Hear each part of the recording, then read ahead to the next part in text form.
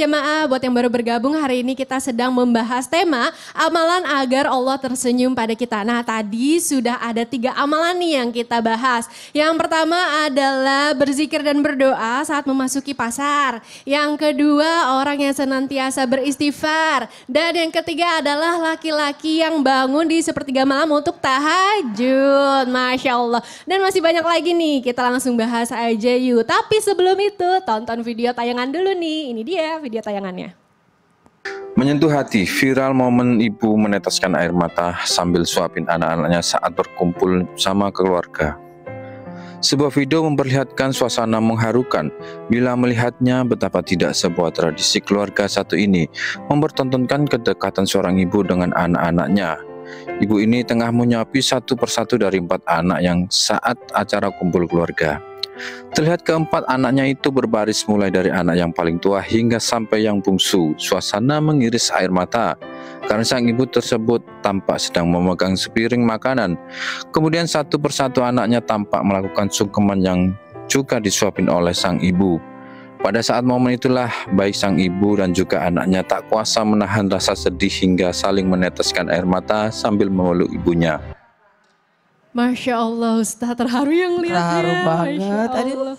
Nah kalau hubungannya sama tema kita pagi hari ini, benarkah amalan selanjutnya yang mampu membuat Allah tersenyum itu udah banyak yang melupakan?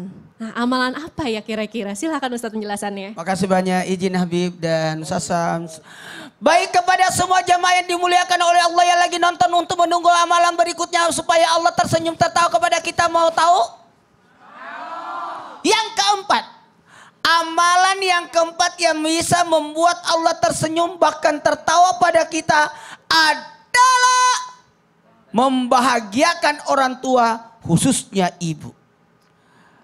Rasulullah SAW bersabda, "Wahai Ibnu Umar, jikalau engkau ingin melihat wajah Allah dan Allah tersenyum padamu, maka buatlah ibumu tersenyum, niscaya Allah Subhanahu wa taala akan tersenyum padamu." Dari sini gambaran besar buat kita. Apakah Allah senang nggak sama saya? Gampang, patokannya lihat wajah orang tua. Apakah tersenyum atau tidak? Apakah Allah suka sama saya atau tidak? Lihat wajah orang tua. Makanya nih anak-anak yang lagi nonton, jangan ke sekolah sebelum dapat ridho orang tua. Buat dulu orang tua tersenyum, baru berangkat. Enak itu perjalanan kita. Ridallah fi ridal walidain, sutullah sutul walidain. Ketika kita memohon ridha Allah lewat jalur orang tua, mendapatkan kebaikan lewat jalur orang tua. Kita tidak mungkin bisa melihat Allah, tidak akan mungkin. Nanti kelak insya Allah di akhirat baru bisa. Tapi kita bisa melihat apakah Allah senang kepada kita atau lagi murka dengan cara menatap wajah orang tua. Karena dalam tatapan wajah orang tua itu ada senyuman. Siapa yang membuat orang tuanya tersenyum dan dia tersenyum, maka diberikan pahala haji, umroh yang dikabulkan, yang mabrur. Makanya ada 2 yang tidak akan mencium baunya surga. Yang pertama, anak yang durhaka kepada orang tua dan istri yang tidak dapat ridho dari suami. Masya Allah Ustaz, jadi amalan selanjutnya yang bisa kita lakukan sebenarnya mudah ya. Cukup membuat orang tua kita tersenyum, terutama ibu kita, niscaya Allah. Makanya selamat bagi orang yang bisa merawat orang tua. Atau dari sekian banyak anak, orang tuanya tinggalnya sama dia. Ya. Itu besar pahalanya. Masya Allah, terima kasih Ustaz Maulana penjelasannya. Boleh tepuk tangan jamaah untuk Ustaz Maulana, Masya Allah. Nah sekarang aku mau bertanya sama Habib Usman nih. Izin bertanya Bib. Katanya nih amalan kelima nih ada kaitannya sama anak yatim. Amalan apa ya itu kira-kira Bib? Dan kalau boleh tahu nih ya batas umur nih untuk seseorang tuh masih bisa disebut yatim atau piatu itu berapa Bib? Silakan menjelaskannya. Ya, Afwan, Ustaz Maulana, Ustaz Syam. Bismillahirrahmanirrahim. Allahumma salli ala sayyidina Muhammad wa ala ali sayyidina Muhammad. Amalan yang kelima yang bisa membuat Allah Subhanahu wa taala tersenyum. Bahkan bukan hanya Allah yang tersenyum, Nabi Muhammad SAW pun tersenyum. Mereka siapa? Bahwasanya mereka adalah golongan yang membahagiakan anak yatim dan juga membahagiakan orang miskin, dan mereka menyantuni dengan ikhlas dan tulus kepada Allah Subhanahu wa taala.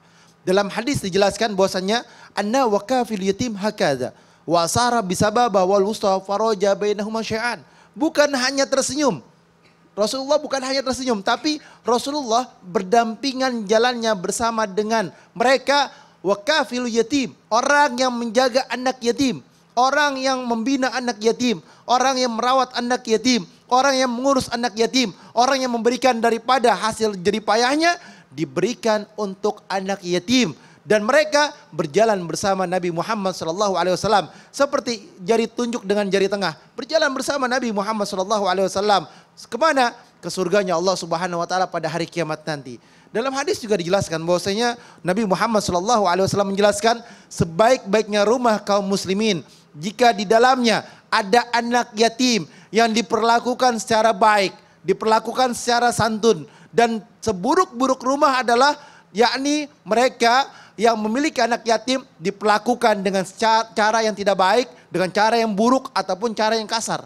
Bahwasanya Allah Subhanahu Wa Taala berfirman di dalam Al-Quran, Quran menjelaskan bahwasanya ara'aital ladzi yukadzibu bid-din fadzalikal ladzi yad'ul yatim wa la yahuddu 'ala ta'amil miskin. 3 ayat pertama Quran surat Al-Maun. Betul Al-Maun? Betul gak Bu? Bengong aja nih Ibu nih. Allah berfirman dalam Al-Quran surat Al-Maun bahwasanya 3 ayat ini diturunkan di kota Mekah. Yang ditujukan kepada Abu Jahal. Bahwasanya apa? Dia suka menghadrik anak yatim.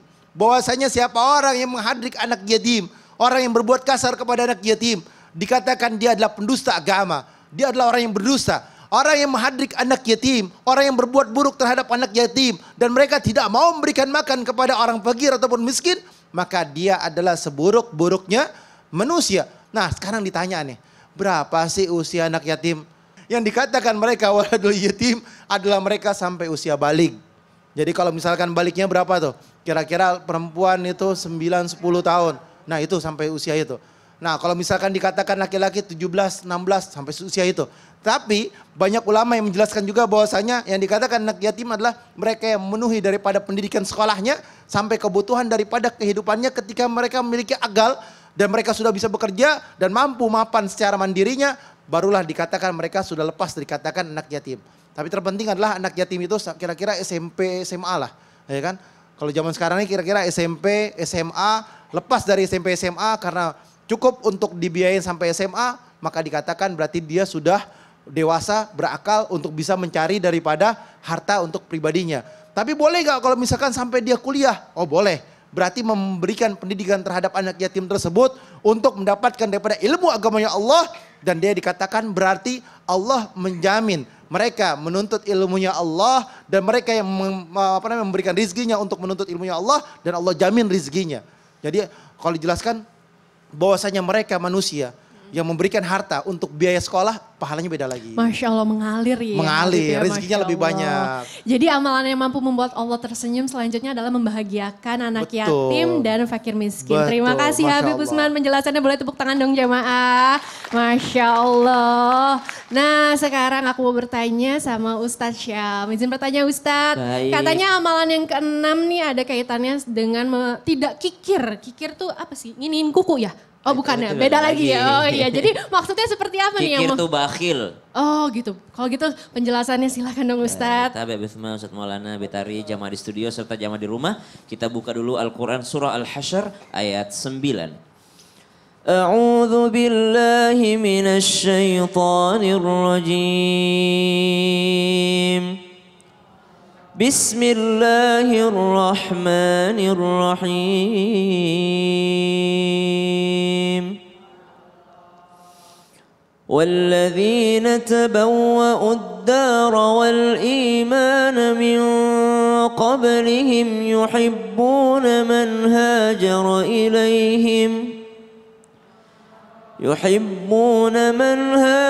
إليهم ولا يجدون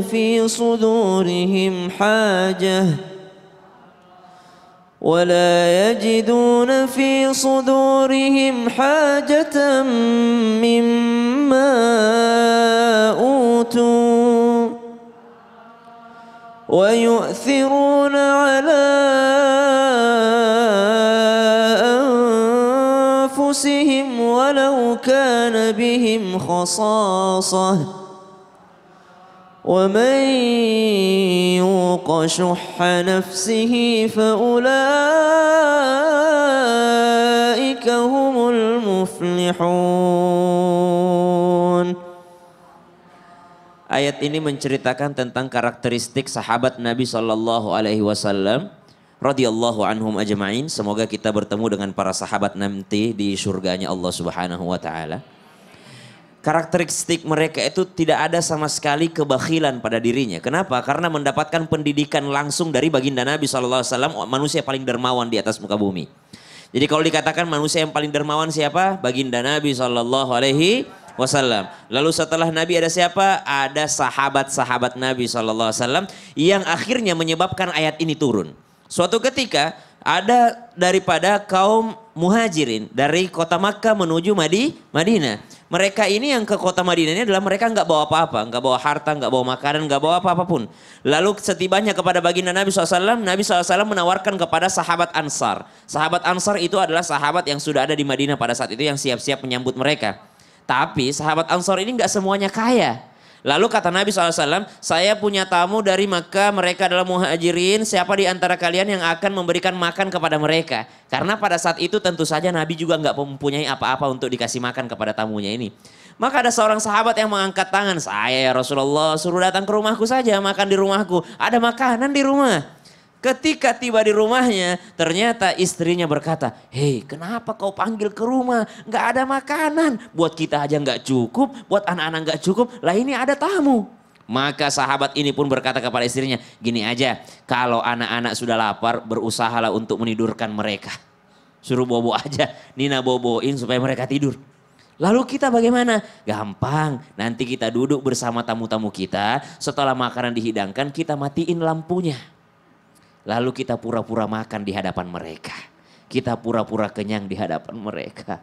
Turun ayat subhanallah Al-Hasyr ayat 9. Mereka inilah wa mayyuqa syuhha nafsi faulaika humul muflihun. Mereka ini orang yang tidak mementingkan diri mereka. Walau kana bihim khasasa. Padahal mereka sangat membutuhkan hal tersebut. Dan ini membuat Allah tersenyum. Menghilangkan sifat bakhil. Menghilangkan sifat kikir dari dirinya. Lalu dia menjadi seorang yang dermawan. Akhirnya Allah tersenyum tertawa ridho kepada orang tersebut. Meskipun dia dalam keadaan butuh. Tapi dia memberikan sedekah terhadap orang lain, mengutamakan orang lain. Masya Allah, jadi gampang ya membuat Allah tersenyum tuh dengan cara kita dermawan, menghilangkan rasa kikir terhadap sesama ya, Masya Allah. Boleh tepuk tangan dong jamaah untuk Ustaz Syam. Ini sahabat dia nggak punya aja, nggak kikir, nggak punya apa-apa. Apalagi kita ya yang segalanya kita punya sebenarnya. Ada Masya orang Allah. sudah punya segalanya tetap kikir, naudzubillah. Siap. Terima kasih Ustaz Syam. Nah jamaah. Pasti pada penasaran kan, pengen pertanyaan yang dijawab sama Ustadz dan Habib di sini. Pasti jamaah yang di rumah juga udah gak sabar kan? Yaudah yuk kalau gitu kita langsung masuk aja ke segmen Tanya Dong Ustadz. Kami semua tanya dong Ustadz. Nah ini jamaah yang di studio dulu ya. Siapa ini yang mau bertanya ibu-ibu? Ayo angkat tangannya. Siapa ayo? Wah banyak banget ya. Ibu yang di sebelah sini dulu deh, yang kerudung kuning. Iya ibu silahkan pertanyaannya. Assalamualaikum warahmatullahi wabarakatuh. Waalaikumsalam warahmatullahi wabarakatuh. Izin bertanya. Iya Bu. Perkenalkan nama saya Betty dari Majelis Taklim Desa Karangmekar, Karangnunggal, Tasikmalaya. Rezeki saya seret, kemudian banyak ujian datang bertubi-tubi. Apakah hal ini menandakan bahwa saya itu sedang diuji oleh Allah atau Allah tidak tersenyum dengan saya? Atau bahkan Allah marah dengan saya? Terima kasih. Assalamualaikum warahmatullahi wabarakatuh. Masya Allah, terima kasih Ibu pertanyaannya. Izin bertanya sama Habib ya Ibu? Habib, oh ya udah. Boleh Habib silakan penjelasannya. Ini rezekinya seret, hidupnya susah. Apakah pertanda Allah marah sama kita? Silakan Habib penjelasannya. Afwan Betari, Ustaz Syam, Ustaz Maulana. Bismillahirrahmanirrahim. Allahumma sholli ala sayyidina Muhammad wa ala ali sayyidina Muhammad. Rezeki saya susah, seret, nggak lancar. Apakah Allah marah sama saya? Apakah Allah nggak suka sama saya? Ingat, rezeki sudah ditentukan oleh Allah Subhanahu wa taala. Wa ma min dabatin fil ardi illa Allahu rizquha wa ya'lamu mustaqarraha mustawda'aha kullun fi kitabim mubin. Jelas bahwasanya rezeki kita sudah ditetapkan oleh Allah. Allah Subhanahu wa taala sayang sama kita. Sayang sama kita. Ingat sekali lagi, Allah sangat sayang kepada hambanya, melebihi sayangnya ibu kita terhadap diri kita. Ibu kita tuh kalau misalkan seandainya masih kecil, kita nangis jam 2 pagi, jam 3, bangun tetap dalam keadaan ngantuk, nyusuin, gendong dan lain sebagainya. Allah lebih sayang lagi. Sangat-sangat sayang kepada hambanya, bahkan lebih dekat, sedekat apapun hambanya dibandingkan daripada lehernya ini lebih dekat lagi. Ya kan, urat nadi kita ini dekat sama kita. Tapi Allah lebih dekat daripada urat leher kita. Allah berada dalam hati kita, jiwa kita, tubuh kita. Bagi mereka yang kenal Allah, maka akan lebih sayang dan cinta kepada Allah Subhanahu wa taala dan cinta kepada Nabi Muhammad sallallahu alaihi wasallam. Rizki itu sudah ditentukan oleh Allah sekali lagi. Rizki manusia, rizki hamba sudah ditetapkan oleh Allah. Ada yang dikasih 10 juta, 100 juta, 50 juta, bahkan dikasih 1 miliar atau bahkan lebih banyak lagi dari Allah Subhanahu wa taala, tetapi harta yang mereka dapatkan bentuk daripada ujian dari Allah, bentuk daripada cobaan dari Allah. Ketika mereka diberikan rezeki, dia ingat kepada Allah, bertakwa kepada Allah, semakin ibadahnya bagus, berarti dikatakan ini hamba Allah, sakhwatul agniya, orang kaya yang dermawan, yang digunakan hartanya untuk di dalam jalan Allah, disedekahkan, berzakat juga dibayarkan, maka dia beruntung, Allah kasih dia dunia dan akhirat. Imam Haddad, Al-Habib Abdullah bin Al-Haddad menjelaskan bahwasanya mereka ada golongan yang Allah kasih dunia lah akhirah, dikasih dunia dan dikasih akhirat. Mereka yang mendapatkan kedudukan tinggi di mata Allah dan dia berada dalam surganya Allah Subhanahu wa taala. Lihat mereka sahabat Rasulullah, Abdurrahman bin Auf, melihat mereka sahabat Rasulullah SAW, Sayyidina Abu Bakar As-Siddiq, Sayyidina Utsman bin Affan, dan mereka yang memiliki kekayaan besar atau banyak rezekinya, tetapi mereka tetap berada di jalan Allah, dia bertakwa kepada Allah, mencari ridhonya Allah, dan mereka diselamatkan oleh Allah Subhanahu wa taala. Al-Habib Abdullah bin Al-Haddad menjelaskan yang kedua, mereka dikasih oleh Allah Subhanahu wa taala hanya akhirat. Nah, mereka yang misalkan seandainya dikasih akhirat, mereka fakir tapi ingat kepada Allah. Mereka miskin tapi bertakwa kepada Allah. Mereka fakir ataupun miskin tetap berada dalam jalan dan ridhonya Allah. Salatnya tidak tinggal, bangun malamnya tidak tinggal. Mereka walaupun punya harta sedikit tetap bersedekah. Mereka punya harta sedikit tetap di hatinya ada Allah Subhanahu wa taala. Inilah yang dikatakan bahwasanya hamba Allah yang kedudukannya fakir ataupun miskin, yang kurang rezekinya, berada di dalam jalan dan ridhonya Allah.